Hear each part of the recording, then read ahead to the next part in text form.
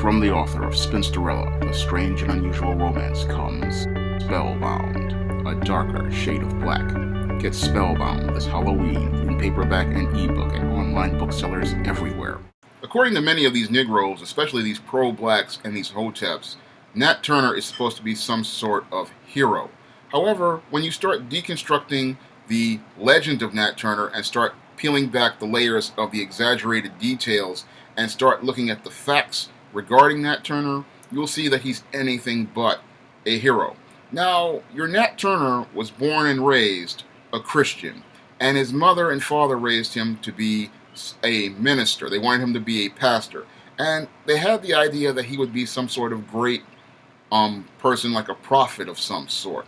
However, we look at his background and his foundation, and again, he's supposed to be a Christian. However, this Christian man really did not understand his Bible, and I don't think his parents understood their Bible, because according to their Bible in the Old Testament, it stated, "Thou shalt not kill."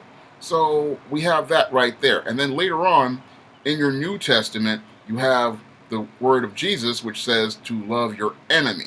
We see clearly your Nat Turner did not follow those foundations of his Bible when he started talking about having this insurrection and talking about how God had sent him. And furthermore, as we go into the argument regarding his religious beliefs, this is the foundation for what he said his insurrection was all about. He said that God pretty much sent him out to go out and fight this white man, and that they would go out here and take on these slave masters and overthrow and take them over. That's what he said.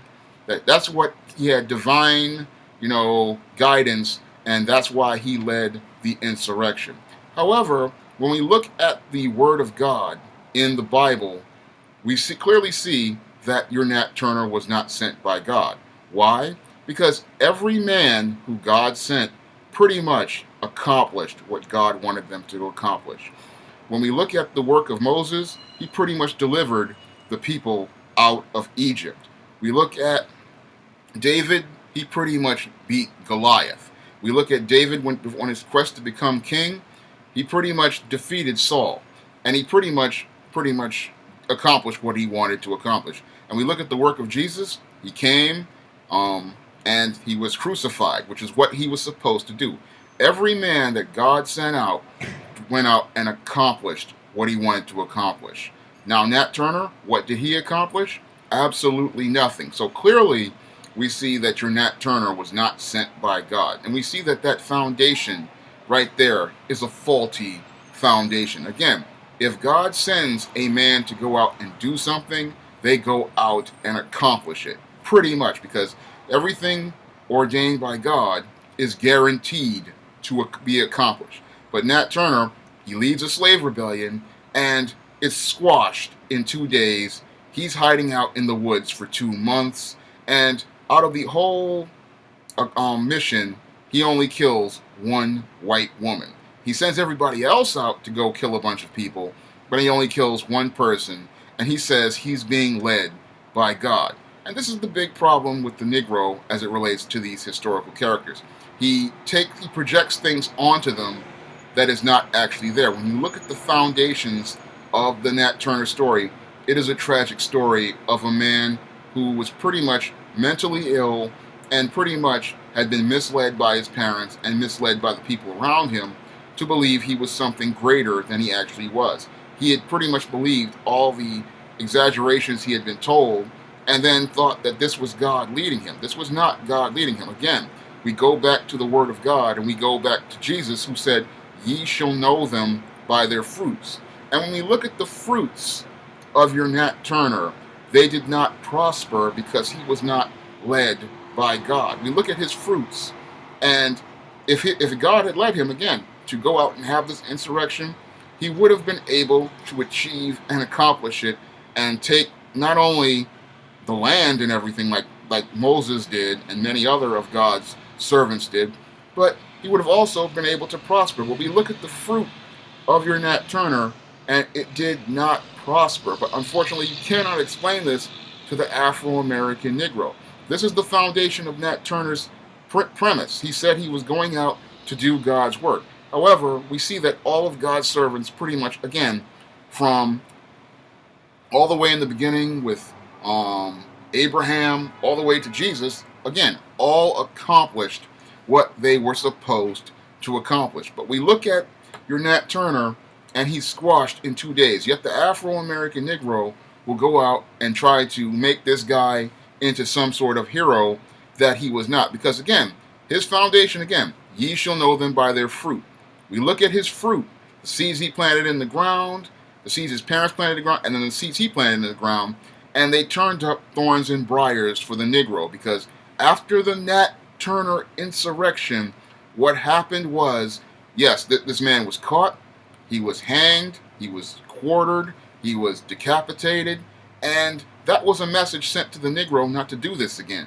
And even worse, what had happened was these white folks were pretty much put in fear of the Negro and what he would do in case of some sort of insurrection. And then that's why they began passing laws and policies to oppress the Negro worse than he was before. Because we look at the policies before Nat Turner's insurrection, and there was actual talk of trying to give the Negro some freedom. And the Negro even had freedoms. He had the right to own guns, the freedmen of color, and the free men of color had other rights as well.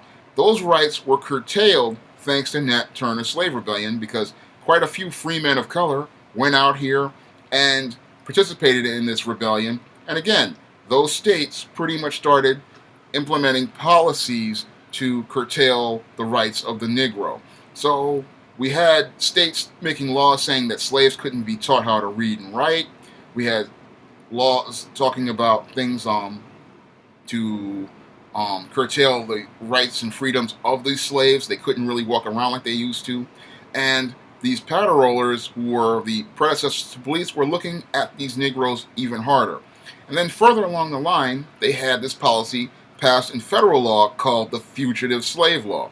And under this law, anybody, even a free man of color, could be taken into slavery if one of these white guys decided, I'm going to tear up your manumission papers or your free papers, and I can just declare you a slave. But the Negro doesn't look at any of that because, again, many cases, this Negro is emotional. This Negro pretty much, he jumps into things and believes the hype about things, and he'll sit there and tell you that this Nat Turner was a hero. Yes, he went out here and stood up to white people, but his approach was a failure because he pretty much came on a faulty foundation. Here you have this Negro talking about God is leading him, and again, everybody who God sent pretty much prospered, and you would know them by their fruit. We look at the fruit of your Nat Turner, and it turned into thorns and briars for the Negro. However, the pro-black and the Hotep will sit there and tell you that this was a hero, this was a legend, this man did great work for the Negro, and you look at him, he set the Negro back at least about 25, 30 years before we got to the Emancipation Proclamation. We might have been able to make further progress because the abolitionists and some of the free men of color, like Frederick Douglass, were trying to get the Negro to move forward. They were trying to get the country to move forward. But thanks to this slave rebellion, the cause of the Negro was set back. But you can't tell these pro-blacks and these Hoteps, and what's even crazier about it is they'll sit there and say this guy is their hero. However, you look at the foundations of his religion, which was, again, Christianity, again, a religion that many of these pro-blacks say they don't participate in, and many of these Hoteps say they participate in, and they'll say that this is their hero. However, he's a Christian guy, but they're going to say he's their hero. Again, proving how backwards and faulty the logic is of many of these Afro-American Negroes as it relates to some of these historical characters. When you look at the Nat Turner legend, again, you have to look past the distortions, the fabrications, and the exaggerations, and see the facts regarding Nat Turner. And when you take a look at it, you really don't see him as a hero. You see him as a guy who set black people back. Now, if you really want to look at heroes, look at guys like there are many of them to go look at.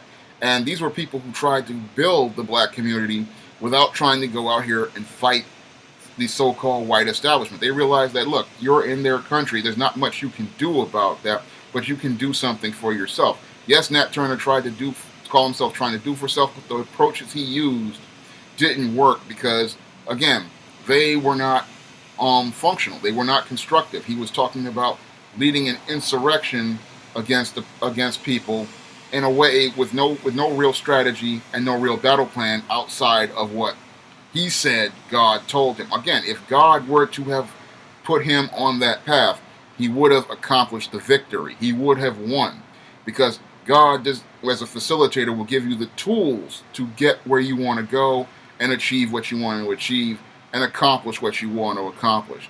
And again, you will know a person of God because, again, you will know them by their fruit. And when you look at Nat Turner's fruit, it just turned into thorns and briars. That's all I have to say for this video. You can comment, rate, and subscribe.